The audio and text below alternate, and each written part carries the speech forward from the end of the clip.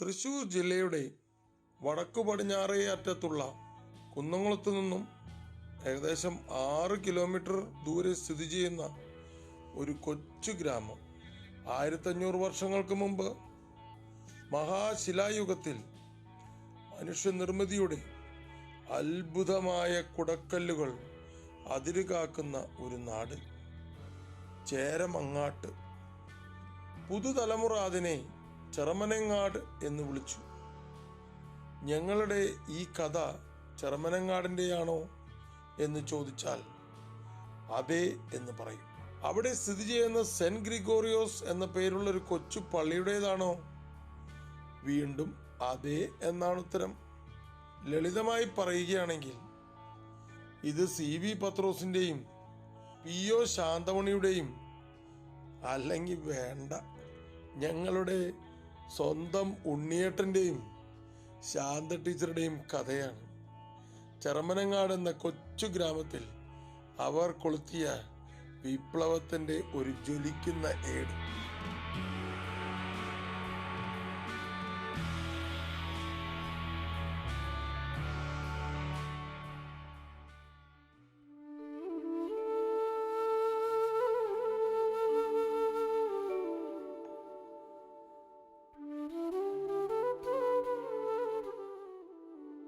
നമ്മുടെ ചെറമനങ്ങാട് എന്ന് പറയുന്ന ദേശം എൻ്റെ മനസ്സിൽ കാണുന്നത് ഒരു വിശ്വപ്രസിദ്ധമായ ഒരു പ്രദേശമാണ് കാണുന്നത്. അതിൻ്റെ ചരിത്രങ്ങൾക്ക് ഒരുപാടുണ്ട്. അതൊക്കെ ഒന്നാമത് ഞാൻ കാണുന്നത് ക്രിസ്ത്യാനികളും മുസ്ലിങ്ങളും ഹൈന്ദവരും ഒരേ സ്വരത്തിലും ഒരേ ഭാവത്തിലും സംസ്കാരങ്ങളിൽ ഇടപെട്ട് ജീവിക്കുന്ന മനുഷ്യരവർ.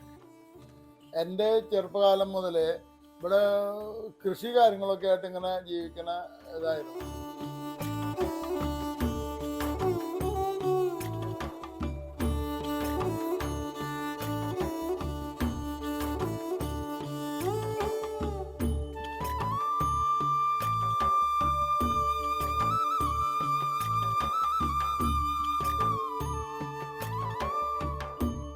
കൃഷി കാര്യങ്ങളാണ് ഇതിൽ വല്ല. അതുകൊണ്ട് പള്ളിയിൽ പോകാനോ ശനി ഞായറോ ഒന്നും ഒഴിവില്ല. പള്ളിയിൽ പോകേണ്ട കാര്യങ്ങളൊക്കെ ഇത്തിരി ദൈവവിശ്വാസമൊക്കെ ഇത്തിരി പിന്നാക്കായിരുന്നു.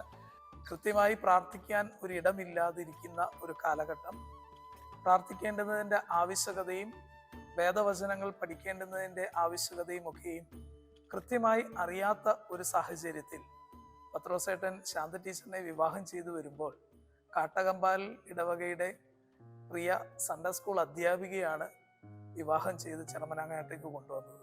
ക്രിസ്ത്യാനികളിൽ പള്ളി പോക്കും ഒന്നും ഇല്ലാത്ത ഒരവസ്ഥയാണ്. ജാതികളുടെ ഇടയിൽ വന്ന ജാതികളെ പോലെ ജീവിച്ചിരുന്ന കുറച്ച് ക്രിസ്ത്യാനികൾ മാത്രമേ അവിടെ ഉള്ളത്. അപ്പോൾ അവർക്ക് ഞായറും നിങ്ങളൊന്നും ഭേദമില്ലാണ്ട് എന്നും വർക്ക് ചെയ്യുന്നവർ പാടത്തും പറമ്പിലൊക്കെ പണിയായിട്ട് കുയ്ത്തും വെടിയൊക്കെ ഞായറാഴ്ച ഒന്നും ഭേദമില്ലാണ്ട് എല്ലാ ദിവസങ്ങളും ചെയ്യും.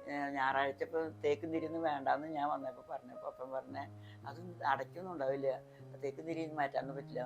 അപ്പോൾ ഒരു കൊല്ലം നമുക്കൊന്ന് ചെയ്ത് നോക്കാമെന്ന് ഞാൻ അപ്പനോട് പറഞ്ഞപ്പോൾ അപ്പം പറഞ്ഞു എന്നാൽ ഒരു കൊല്ലം നമുക്ക് വേണ്ട, അന്നൊക്കെ ഒരു ഈ തേക്കും തിരിയൊക്കെ നമ്മൾ ആൾക്കാരാണ് ചെയ്യണത് പറഞ്ഞിട്ടില്ല, വേണ്ട നമുക്ക് ഞായറാഴ്ച ഒഴിവ് കൊടുക്കാതിരിക്കുമെന്ന് പറഞ്ഞപ്പോൾ അപ്പം പിന്നെ സമ്മതിച്ചു. അപ്പം അങ്ങനെ അതൊക്കെ മാറ്റിയപ്പോൾ അടയ്ക്കൊന്നും കുറവില്ല, നെല്ലൊക്കെ ഉണ്ടാവണമെങ്കിൽ ഞായറാഴ്ച വർക്ക് ചെയ്തില്ലല്ലോ.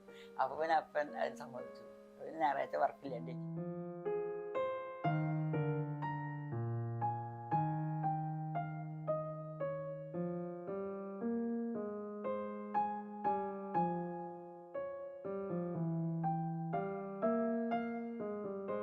അങ്ങനെ ചെറമനങ്ങാട് ദേശത്തെ കുറിച്ച് അറിഞ്ഞപ്പോൾ പിന്നീട് ഞാൻ കാണുന്നത് എൻ്റെ സ്വന്തം ജീവിതത്തിൽ ഞാനൊരു വൈദിക വിദ്യാർത്ഥിയായി ഷമ്മാശനായി അവിടെ ശുശ്രൂഷയ്ക്കായിട്ട് എന്നെ നിയോഗിച്ചു. അപ്പോഴാണ് ഉണ്ണിയേട്ടൻ്റെ, അതായത് ശാന്തമ്മ ടീച്ചറുടെയും ഒരു കുടുംബത്തെ കൂടെ അറിയപ്പെടുന്നത്. അറിഞ്ഞു വന്നപ്പോൾ ഇവിടെ ഒരു ചാപ്പലിന് മുൻപ് ഒരു ചെറിയ ഹോള് പോലെ സംവിധാനം, പ്രാർത്ഥനയ്ക്കായിട്ട് ഓല കൊണ്ടൊരു ഷെഡ് ഇവിടെ ഉണ്ടാക്കിയിട്ട് ഒരു പ്രവർത്തനം അവിടെ തുടങ്ങിയിട്ട്. അപ്പോൾ ഓല ഷെഡായിരുന്നു. ആ ഓല ഷെഡ് ആദ്യം ഞങ്ങൾ വിചാരിച്ചത് കെട്ടി മേയ അടക്കാനായിരുന്നു. അവിടെ സൺഡേ സ്കൂൾ നടത്തിയിരുന്നു.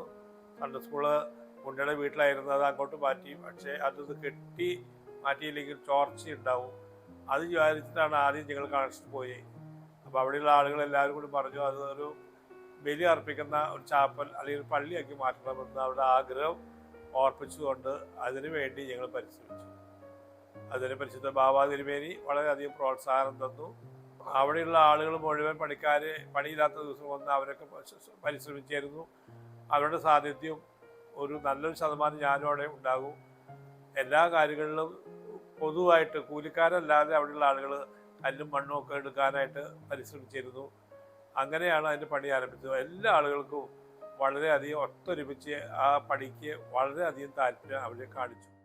പള്ളിയൊക്കെ നമ്മുടെ മരത്തങ്കോടും ഒക്കെ പോകാനായിട്ട് ബുദ്ധിമുട്ടാണല്ലോ. അപ്പോൾ ഞങ്ങളുടെ വീട്ടിൽ തന്നെയായിരുന്നു സൺഡേ സ്കൂൾ തുടങ്ങിയത്. കൂത്തൂര് നേറ്റി കുര്യപ്പൻ ദമ്പതികൾ പള്ളിക്ക് വേണ്ടിയിട്ട്, കുരിശുപള്ളിക്ക് വേണ്ടിയിട്ട് 2 സെൻറ്റ് സ്ഥലം അവർ കൊടുത്തിട്ടുണ്ടായിരുന്നു. 2 മാസം കഴിഞ്ഞപ്പോൾ അവിടേക്ക് മാറ്റി. അവിടെ ഒരു ഷെഡ് ഉണ്ടാക്കി.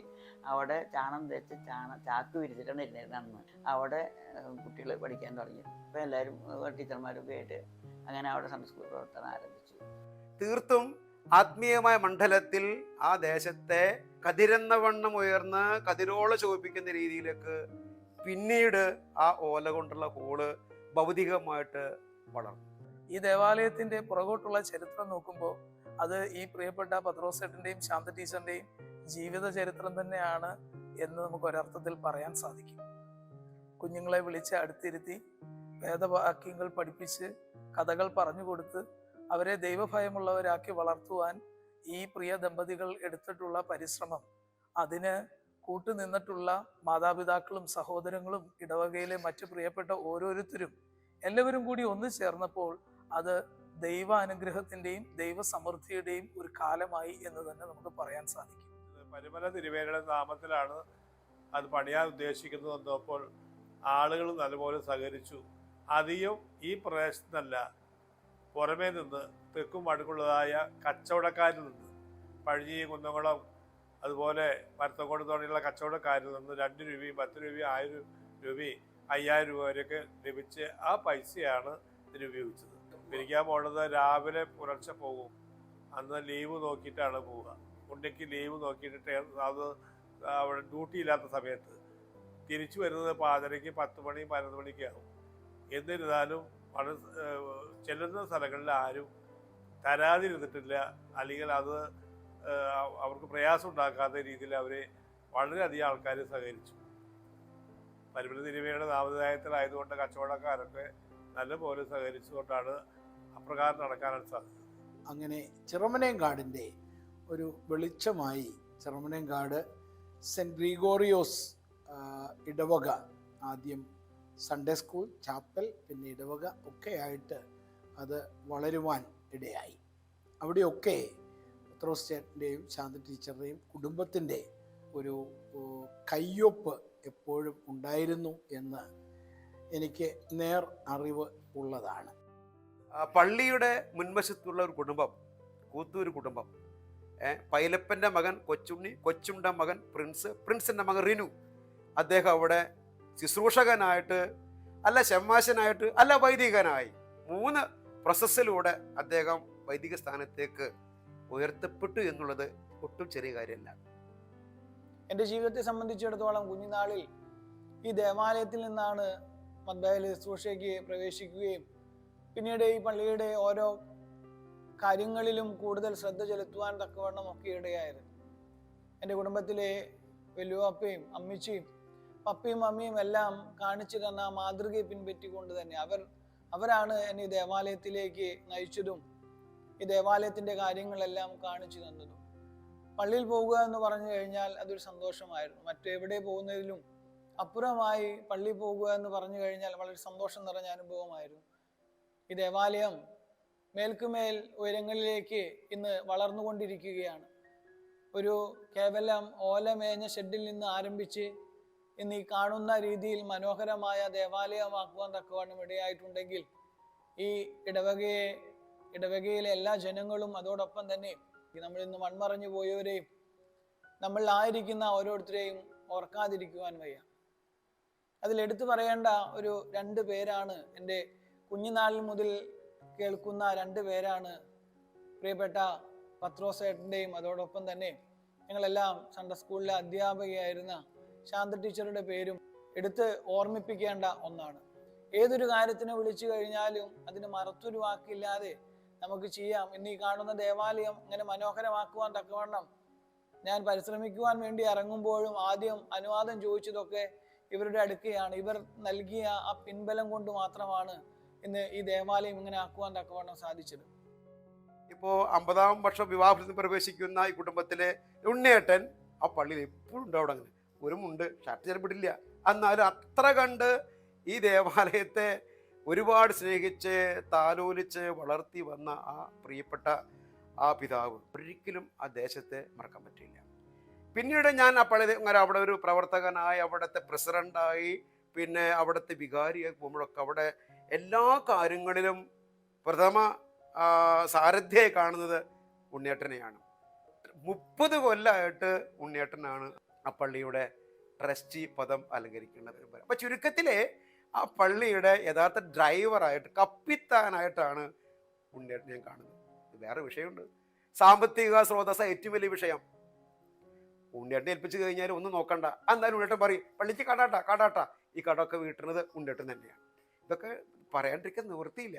അങ്ങനെ ഈ ദേവാലയം വളരെ വലുതായി, ഇപ്പോൾ AC ആയി, 3 യൂണിറ്റ് AC, ആലങ്കാരികമായിട്ടല്ല എന്നാലും സൗകര്യപ്രദമായ രീതിയിലേക്ക് ഈ ദേവാലയം മാറ്റപ്പെട്ടു എന്ന് എടുത്തു പറയേണ്ട കാര്യമാണ്. അതിൻ്റെയൊക്കെ പുറകിലെ അശ്രാന്ത പരിശ്രമിച്ചത് ഈ ഒരു കുടുംബം, ചെമ്മണ്ണൂർ കുടുംബം.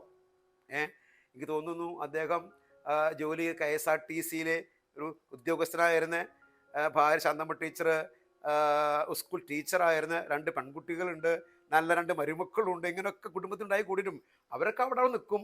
പള്ളിയുടെ കാര്യങ്ങൾ പ്രഥമം. പലപ്പോഴും കുന്നോളം ഭദ്രാസനത്തിൽ ചെന്ന് കഴിഞ്ഞാൽ, ഇപ്പോൾ വൈദികനായപ്പോൾ റിനുവച്ചന്റെ പള്ളി എന്ന് ഇപ്പോഴാണ് പറഞ്ഞു തുടങ്ങിയത്. പക്ഷെ അതിനു മുൻപൊക്കെ പത്രോസേട്ടന്റെ പള്ളി എന്നാണ് പ്രത്യേകമായി ചെറുമനേങ്ങാട് ദേവാലയം അറിയപ്പെട്ടിരുന്നത്. കാരണം ആരംഭഘട്ടം മുതൽ ഇപ്പോൾ നിലവിൽ ഒരു 5-6 വർഷം മുൻപ് വരെ ദീർഘനാള് ട്രസ്റ്റി സെക്രട്ടറി ആയൊക്കെയും ചുമതലയേറ്റു. ഇപ്പോൾ അനാരോഗ്യം കാരണം ആ പ്രധാന ചുമതലകൾ ഏൽക്കുന്നില്ലെങ്കിലും ചുമതലയിൽ വരുന്നവർക്ക് താങ്ങായി വികാരിക്ക് അല്ലെങ്കിൽ മറ്റ് ഇടവക ഭരണത്തിന് മൊത്തത്തിൽ ഒരു നെടുന്തൂണായി നിൽക്കാൻ പ്രിയപ്പെട്ട പത്രോസേട്ടന് സാധിക്കുന്നുണ്ട്. ഓരോ ആരാധനയ്ക്കും വരുമ്പോൾ ഏറ്റവും ആദ്യം പള്ളിയിൽ കാണുന്നത് ശാന്ത ടീച്ചറിനെ ആയിരിക്കും. എല്ലാ ബുധനാഴ്ച ദിവസങ്ങളിലും ഉച്ച നമസ്കാരം നടത്തുകയും പള്ളി തിരി തെളിയിക്കുകയും ചെയ്യുന്ന ആ ഒരു രീതി, ഒരു നേർച്ച പോലെ ഇന്നും അത് മുടങ്ങാതെ, ദേഹ അസ്വസ്ഥതകൾ ഉണ്ടെങ്കിലും അതിനൊരു കുറവും കാണിക്കാതെ വീണ്ടും ദേവാലയത്തിൽ വരുവാൻ കാണിക്കുന്ന ആ ഒരു മനസ്സ്. ഈ രണ്ടുപേരും ജീവിതം എന്ന് പറയുന്നത് ചെറുമനേങ്ങാട് ദേശത്തിനെ സംബന്ധിച്ചിടത്തോളം മറ്റുള്ളവർക്ക് മാതൃകയാക്കേണ്ട ഒരു ജീവിതമാണ് എന്ന് ഇത്തരണത്തിൽ ഓർമ്മിപ്പിക്കുകയാണ്. അവരുടെ ജീവിതം, അവർ ദേവാലയത്തിനോട് കാണിച്ച ആ ആത്മാർത്ഥമായ ആ സ്നേഹവും സഹകരണവും ഇന്നിന്റെ തലമുറകൾ കണ്ടുപഠിക്കേണ്ടതുണ്ട്. ചെറുമനേങ്ങാട് ദേശത്തിന്റെ മഹിമ ഉയർന്നുയർന്ന അത്യുങ്ക ഉന്നതിലേക്ക് എത്താൻ കാരണം നമുക്ക് ഊഹിക്കാവുന്നതേ ഉള്ളൂ. ഒരു ആത്മീയമായ തലത്തിലേക്ക് ഒരു പുരോഹിതനെ വാർത്തെടുക്കാൻ തക്കവണ്ണം ഇടവക തയ്യാറായി, സമൂഹം തയ്യാറായി, സമൂഹത്തിലെ പ്രധാന വ്യക്തിത്വങ്ങളായ ഉണ്ണിയേട്ടൻ്റെയും പരിശ്രമം ഇതിന് പുറകിലുണ്ട്. അത് മറക്കാൻ പറ്റില്ല. അതുപോലെ തന്നെ ആ വളർച്ചയ്ക്ക് ഈ ബഹുമാനപ്പെട്ട കുടുംബം, പത്രോസിയേട്ടൻ്റെയും ശാന്തി ടീച്ചറിൻ്റെയും കുടുംബം ചെയ്തിട്ടുള്ള നിസ്തുലമായ സേവനങ്ങളും ഈ സമയത്ത് ഓർക്കുകയാണ്. ആ ഇടവകയ്ക്ക് വേണ്ടി ചെറുതും വലുതുമായിട്ട് പ്രവർത്തിച്ചവരെ പ്രത്യേകമായിട്ട് ഓർക്കുകയാണ്. അവരുടെ ജീവിതം, അവർ ദേവാലയത്തിനോട് കാണിച്ച ആ ആത്മാർത്ഥമായ ആ സ്നേഹവും സഹകരണവും ഇന്നിന്റെ തലമുറകൾ കണ്ടുപഠിക്കേണ്ടതുണ്ട്. അവർ ചെയ്യുന്ന നല്ല പ്രവൃത്തികൾ ഇന്നും മാതൃകയാക്കി നമ്മുടെ വരും തലമുറകൾക്ക് പകർന്നു കൊടുക്കണം. വിവാഹ വാർഷികം ആഘോഷിക്കുമ്പോൾ എൻ്റെ വ്യക്തിപരമായ പേരിലും പ്രത്യേകമായ വിവാഹ ആശംസകളും പ്രാർത്ഥനകളും നേരുകയാണ്. തുടർന്നുള്ള ജീവിതത്തിലും തമ്പുരാൻ ആരോഗ്യവും ആയുസ്സും നൽകി അവരെ വഴി നടത്തട്ടെ എന്ന് പ്രാർത്ഥിക്കുന്നു. ദൈവം ഇവരുടെ ആയുസ്സിൽ 50 വർഷത്തെ വിവാഹ വാർഷികം ആഘോഷിക്കുന്ന ഈ ദിവസം അനുഗ്രഹകരമായ ഒരു കുടുംബജീവിതം, മാതൃകാപരമായ ഒരു കുടുംബജീവിതം നയിക്കുവാൻ ഇടയാക്കിയിട്ടുണ്ട്. ആ കാലഘട്ടത്തിൽ ചൊരിഞ്ഞ എല്ലാ നന്മകളെയും ഇന്ന് പ്രത്യേകമായിട്ട് ഓർക്കുകയാണ്. തുടർന്നും ദൈവകൃപ ധാരാളമായി ലഭിക്കുവാൻ, ആയുരാരോഗ്യ സൗഖ്യങ്ങൾ ഉണ്ടാകുവാൻ പ്രത്യേകമായിട്ട് പ്രാർത്ഥിക്കുന്നു. ബദനി ആശ്രമത്തിലെ ഒരു എളിയ അംഗം എന്ന നിലയിലും ഈ ഇടവകയുടെ ഇപ്പോഴത്തെ ചുമതലക്കാരൻ എന്ന നിലയിലും ഏറെ സ്നേഹത്തോടെയും സന്തോഷത്തോടെയും ഈ അപ്പച്ചൻ്റെയും അമ്മച്ചിയുടെയും, അങ്ങനെ തന്നെ വിളിക്കാനാണ് ഞങ്ങൾക്ക് എല്ലാവർക്കും ആഗ്രഹം. ഇവരുടെ ഈ കുടുംബജീവിതം മറ്റുള്ള അനേകം ആളുകൾക്ക് മാതൃകയാകട്ടെ എന്ന് പ്രാർത്ഥിക്കുകയും ഇവർക്കെല്ലാം നന്മകളും ആശംസിക്കുകയും ചെയ്യും. ഉണ്ണിയേട്ടൻ്റെയും ടീച്ചറുടെയും വിവാഹ വാർഷികത്തിന് 50-ാം ഗോൾഡൻ ജൂബിലി ഇയർ അനുഗ്രഹമായി തീരട്ടെ. മാത്രമല്ല നല്ല രീതിയിൽ പോകാൻ തക്കവണ്ണം സർവേശ്വരൻ സർവശക്തൻ ഇടയാക്കട്ടെ. 50 വർഷം തികയുന്ന ഈ അവസരത്തിൽ എല്ലാ മംഗളാശംസകളും അവർക്ക് നേരുന്നു. ഒരിക്കൽ കൂടെ വലിയ ആഘോഷത്തിൻ്റെ സുദിനത്തിൽ മെയ് മാസം 24-ാം തീയതി നടക്കുന്ന ആ ആഘോഷങ്ങളിൽ ദൈവകൃപ ഉണ്ടാകട്ടെ എന്ന് ആശംസിക്കുകയും പ്രാർത്ഥിക്കുകയും ചെയ്യുന്നു. ദൈവനാമം മഹത്വപ്പെടുമാറാകട്ടെ.